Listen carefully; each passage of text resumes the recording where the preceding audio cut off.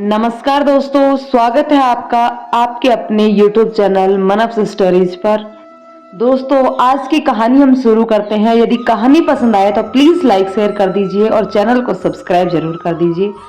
सुबह के 7 बजे थे। संजना ऑफिस जाने के लिए तैयार हो रही थी कि माँ के फ़ोन की घंटी ने उसका मूड खराब कर दिया।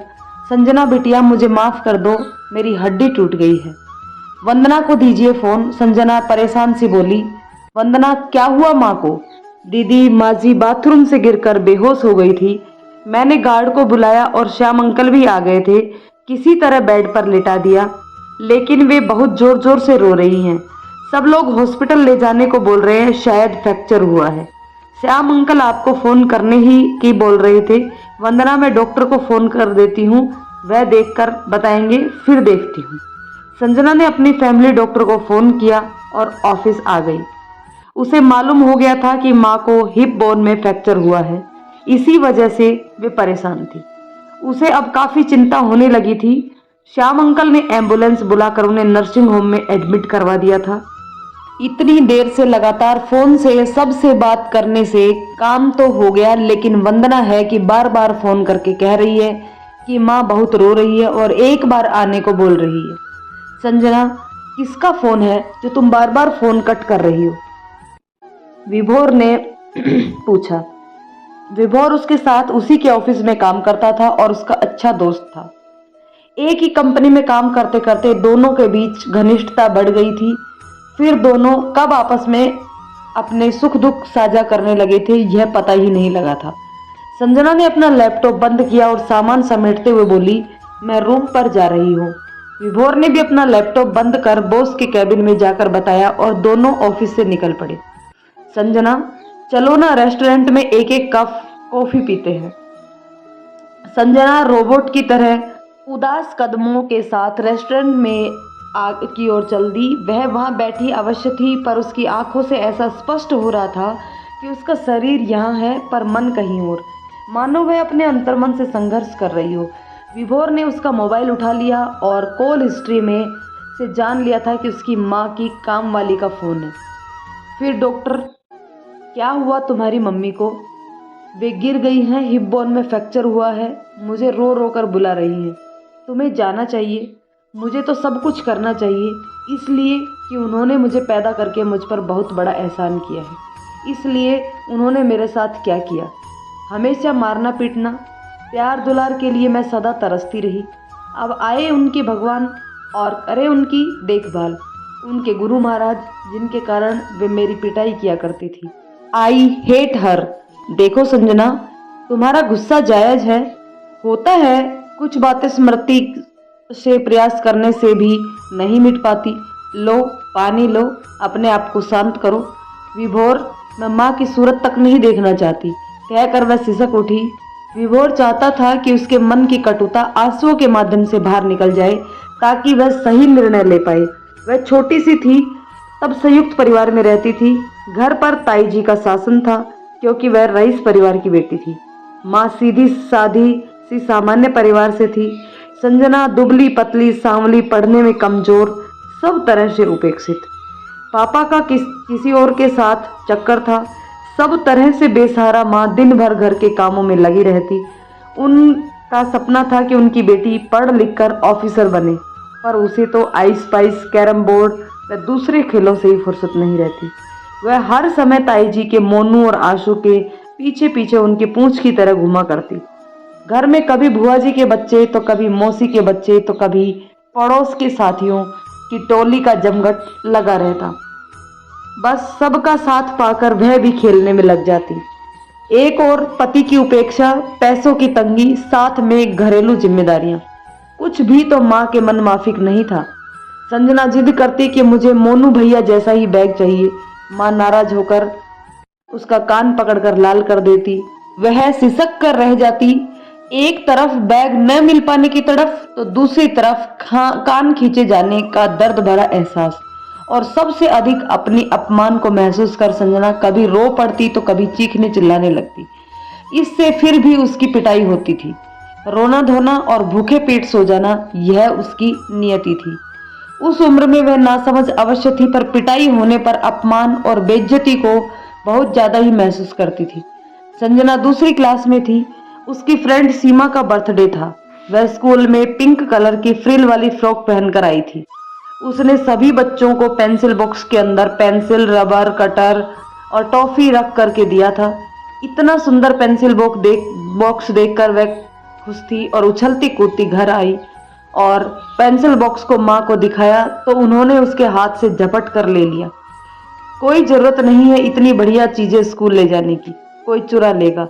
वह पैर पटक पटक कर रोने लगी, लेकिन माँ पर कोई असर नहीं पड़ा था। कुछ दिनों के बाद वह एक दिन स्कूल से लौट कर आई तो माँ उस पेंसिल बॉक्स को पंडित के लड़के को दे रही थी। यह देखते ही वह चिल्लाकर उनके हाथ से बॉक्स छीनने लगी। यह मुझे मिला था, यह मेरा है। इतनी सी बात पर माँ ने उसकी गर्दन पीछे जोर से दबाई कि उसकी सांसें रुकने लगी और मुंह से सिसकी की आवाजें निकलने लगी। वह बहुत देर तक रोती रही थी, लेकिन समय कुछ भुला देता है। वह कक्षा 4 में थी। अपनी बर्थडे के दिन नई फ्रॉक दिलवाने की जिद करती रही, लेकिन फ्रॉक की जगह उसे गाल पर थप्पड़ से लाल कर दिए गए। वह रोते रोते सो गई, लेकिन शायद पापा को उसका बर्थडे याद था, इसलिए वह उसके लिए टॉफी लेकर आए थे। वह स्कूल यूनिफॉर्म में ही अपने बैग में टॉफी रखकर बेहद खुश थी, लेकिन शायद टॉफी सस्ती वाली थी, इसलिए ज्यादातर बच्चों ने उसे देखते ही लेने से इनकार कर दिया और वह मायूस होकर रो पड़ी। उसने गुस्से में सारी टॉफियां कूड़ेदान में डाल दी। लेकिन बर्थडे तो हर साल आ ही धमकता है। पड़ोस में रमा उसकी सहेली थी। उसने रमा को उसकी मम्मी द्वारा अपने हाथों से खीर खिलाते देखा था। उस दिन से वह कल्पना लोक में केक काटती और माँ के हाथों से खीर खाने का सपना पाल बैठी थी। पर बचपन का यह सपना, केक काटना और माँ के हाथों से खीर खाना, उसके लिए सिर्फ एक सपना ही रह गया था।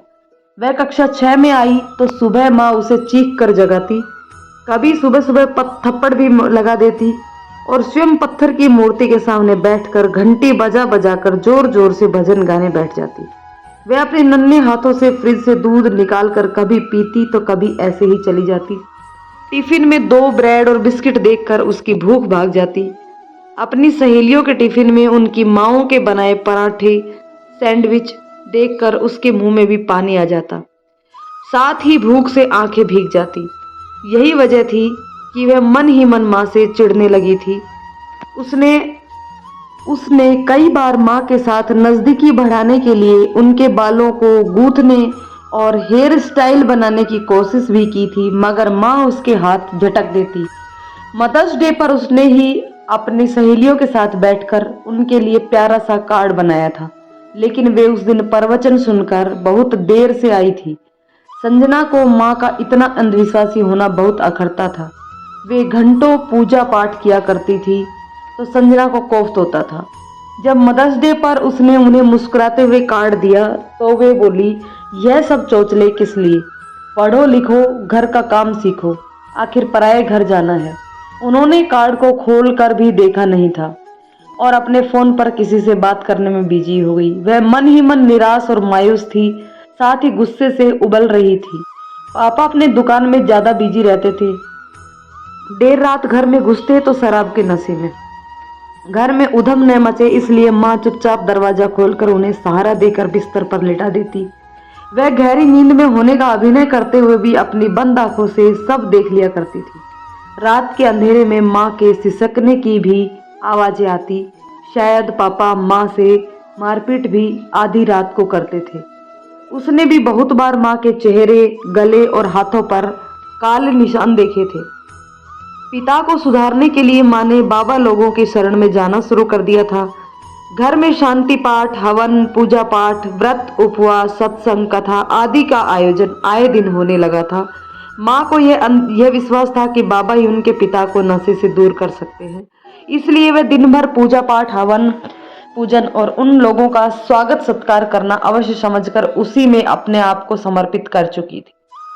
वैसे भी हमेशा से ही घंटों पूजा पाठ, छूत, कथा भागवत में जाना, बाबा लोगों के पीछे भागना उनकी दिनचर्या में शामिल था। अब तो घर के अंदर बाबा सत्यानंद की चौकड़ी भी का जमघट भी लगता रहता। कभी कीर्तन सत्संग तो कभी बेकार के उपदेश। फिर स्वाभाविक था कि उनका भोजन भी होगा। पापा का बिजनेस बढ़ गया और साथ ही उस महिला का तबादला हो गया था जिसके साथ पापा का चक्कर चल रहा था। वह भोपाल चली गई थी। माँ का सोचना था कि यह सब कृपा गुरुजी की वजह से ही हुई है, इसलिए अब पापा भी कंठी माला पहनकर सुबह शाम पूजा पर बैठ जाते। बाबा लोगों के ऊपर खर्च करने के लिए पापा के पास खूब पैसा रहता। इन सब ढोंग ढकोसलों के कारण उसे पढ़ने और होमवर्क करने का समय भी नहीं मिलता। वह क्लास टेस्ट में फेल हो गई तो पेरेंट्स टीचर मीटिंग में टीचर ने उसकी शिकायत की कि वह होमवर्क पूरा नहीं करती और क्लास में ध्यान नहीं देती। तो इस बात पर भी माँ ने उसकी खूब पिटाई की थी। धीरे धीरे वह अपने आप में सिमटने लगी। उसका आत्मविश्वास हिल चुका था। वह हर समय अपने आप में ही उलझी रहने लगी थी। क्लास में टीचर जब समझाती तो सब कुछ उसके सिर के ऊपर से निकल जाता। वह हकलाने लगती। माँ के सामने जाते ही वह काँप कपाने लगती। पिता की अपनी ही अलग दुनिया थी। वे उसे प्यार तो करते थे। पिता को देखकर संजना खुश तो होती थी लेकिन बात नहीं कर पाती थी। वह कभी कभी प्यार से उसके सिर पर अपना हाथ फेर देते तो वह खुशी से निहाल हो उठती थी। उधर माँ की कुंठा बढ़ती जा रही थी। वे नौकरों पर चिल्लाती और उन्हें गालियां देती और फिर संजना की पिटाई करके स्वयं रोने लगती। संजना, आखिर मुझे क्यों सताती हो? तब वह डिठाई से हंस देती थी। उसे मालूम था कि ज्यादा से ज्यादा माँ फिर से उसकी पिटाई कर देगी और क्या। पिट पिट कर वह मजबूत हो चुकी थी। अब पिटने को लेकर उसके मन में कोई खौफ नहीं था। वह कक्षा 7वीं में थी। गणित के पेपर में फेल हो गई थी। जुलाई में उसकी फिर से परीक्षा होनी थी। वह स्कूल से अपमानित होकर के आई थी क्योंकि गणित के कठिन सवाल उसके दिमाग में घुसते ही नहीं थे। घर के अंदर घुसते ही सभी के व्यंग बाणों से उसका स्वागत हुआ। अब तो घर में नए नए काम होने लगे। संजना से इस घर में झाड़ू पोछा लगवाओ, वह इसी के लायक है। माँ के लिए उसके दिल में क्रोध और घृणा बढ़ती ही जा रही थी। लेकिन उस दिन पहली बार माँ के चेहरे पर बेचारगी का भाव देखकर वह व्याकुल हो उठी थी। व्यथित स्वर में वे बोली थी कि संजना, पढ़ लिख कर इस नर्क से निकल जाओ मेरी बेटी। उस दिन मजबूरी से कहे इन प्यारे शब्दों ने उसके जीवन में पढ़ाई के प्रति रुचि जागृत कर दी थी। अब पढ़ाई में रुझान के कारण उसका रिजल्ट भी अच्छा आने लगा था तो माँ की शिकायत भी दूर हो गई थी। वह 10वीं क्लास में थी। बोर्ड की परीक्षा का तनाव होने लगा था। साथ ही अब उसकी उम्र भी ऐसी दहलीज पर थी जब किशोर मन उड़ान भरने लगता है। फिल्म टीवी के साथ साथ हीरो हीरोइन से जुड़ी खबरें उनके आकर्षित करने लगती हैं। पड़ोस की अनीता आंटी का बेटा अनिकेत भैया का दोस्त था। अक्सर वह घर पर आया करता था। वह बीएससी में था, इसलिए वह कई बार उससे कभी इंग्लिश के तो कभी गणित के सवाल पूछ लिया करती थी। वह उसके लिए कोई गाइड लेकर आया था। उसने अक्सर उसे अपनी ओर देखकर मुस्कुराते हुए देखा था। वह भी शर्मा कर मुस्कुरा दिया करती थी। एक दिन वह उसके कमरे में बैठकर उसे गणित के सवाल समझा रहा था। तभी वह उठकर अलमारी से किताब निकाल रही थी कि तभी उसने उसे अपनी बाहों में भर लिया। वह सिटपिटा कर उसकी पकड़ से छूटने का प्रयास कर रही थी कि तभी कमरे में अनिकेत भैया आ गए और बस फिर तो घर में जो हंगामा हुआ कि पूछो मत। वह बिल्कुल भी दोषी नहीं थी, लेकिन घर वालों की नज़र से सारा दोष उसी का था। कब से चल रहा है ये ड्रामा? वही मैं कहूँ कि ये सुधीर आजकल क्यों बार बार यहाँ के चक्कर काट रहा है। सही कहा है, कहीं निगाहें और कहीं पर निशाना। माँ ने भी उसकी एक नहीं सुनी, न ही कुछ पूछा और लगी पीटने। कल मुँही पढ़ाई के नाम पर तुम्हारा यह नाटक चल रहा है। वह पिटती रही और डिठाई से कहती रही, पीट ही तो लोगी, एक दिन इतना मारो कि मेरी जान ही चली जाए। माँ का हाथ पकड़कर अपने गले पर ले जाकर बोलती, लो मेरा गला दबा दो, मुझे हमेशा हमेशा के लिए मुझसे मुक्ति मिल जाएगी।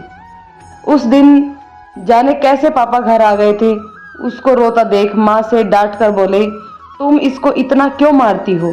तो वो छूटते ही बोली, मेरी माँ मुझे पीटती थी इसलिए मैं भी उसे पीटती हूँ। पापा ने अपना माथा ठोक लिया। अब माँ के प्रति उसकी घृणा जड़ जमाती जा रही थी। वह उनके साथ ढिठाई से पेश आती, उनसे बात बात पर उलझ पड़ती, मगर गुमसुम वह अपनी पढ़ाई में लगी रहती। वह माँ का कोई कहना नहीं मानती और ना ही किसी की इज्जत करती। उसकी हरकतों से पापा भी परेशान हो जाते।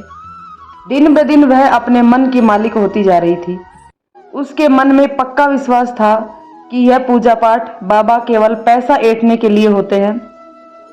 यही वजह थी कि वह पापा से भी जबान लड़ाती। वह किसी भी हवन पूजा पाठ में न तो शामिल होती और न ही सहयोग करती। इस कारण अक्सर घर में कहासुनी होती रहती, लेकिन वह अपनी जिद पर अड़ी रहती। इसी बीच उसका हाई स्कूल का रिजल्ट आया। उसकी मेहनत रंग लाई। उसने स्कूल में टॉप किया था। उसके 92% अंक आए थे। बस फिर क्या था, उसने कह दिया कि उसे तो कोटा जाकर आगे की पढ़ाई करनी है। इस बात पर एक बार फिर से माँ ने हंगामा शुरू कर दिया। नहीं जाना है किसी भी हालत में नहीं। लेकिन पापा ने उसे भेज दिया और वहाँ अपनी मेहनत के बलबूते वह इंजीनियरिंग की प्रतियोगिता पास कर बाद में इंजीनियर बन गई। उधर पापा की अपनी लापरवाही के कारण उनका स्टाफ उन्हें धोखा देता रहा। वे सत्संग में मगन रहकर पूजा पाठ में लगे रहे। जब तक पापा को होश आया तब तक उनका बिजनेस बाबा लोगों को द्वारा आयोजित पूजा पाठ, चढ़ावे और हवन कुंड में स्वाहा हो चुका था। अब वे नितांत अकेले हो गए। फिर उन्हें पैरालिसिस का अटैक हुआ। कोई गुरुजी, बाबा या फिर पूजा पाठ काम नहीं आया। तब संजना ने खूब भागदौड़ करी, लेकिन निराश पापा जीवन की जंग हार गए। माँ अकेली रह गई तो वह वंदना को उसके पास रखकर अपने उस कर्तव्य से अपना कर्तव्य निभा दिया। संजना का चेहरा रोज से लाल हो रहा था तो आंखों में अश्रु धारा को भी वह रोक सकने में असमर्थ हो रही थी। विभोर, I hate her, I understand Sanjana, तुम्हारे सिवा उनका इस दुनिया में कोई नहीं है, इसलिए तुम्हें उनके पास जाना चाहिए। शायद उनके मन में पश्चाताप हो, इसलिए वे तुम्हें माफ़ी मांगना चाहती हो। यदि तुम्हें मंजूर हो तो उन्हें बेंगलुरु शिफ्ट करने में मैं तुम्हारी मदद कर सकता हूँ। यहाँ के ओल्ड एज होम का नंबर मुझे मालूम है। यदि तुम कहो तो मैं बात करूँ। विभोर, मैं उनकी शक्ल तक देखना नहीं चाहती, मगर डियर, सोचो कि एक मजबूर बुजुर्ग, वह भी तुम्हारी अपनी माँ, बेड पर लेटी हुई तुम्हारी ओर नजरें लगाई हुई आशा भरी निगाहों से निहार रही है। कहीं पहुँचने में हम लोगों को देर न हो जाए। संजना सिसकती हुई मोबाइल से फ्लाइट की टिकट बुक करने लग गई। दोस्तों, इस कहानी के बारे में आपकी क्या राय है, कमेंट करके ज़रूर बताइएगा। यदि कहानी पसंद आई हो तो लाइक शेयर कीजिए, और यदि चैनल पर नए हैं तो प्लीज़ चैनल को सब्सक्राइब ज़रूर कर लें। धन्यवाद।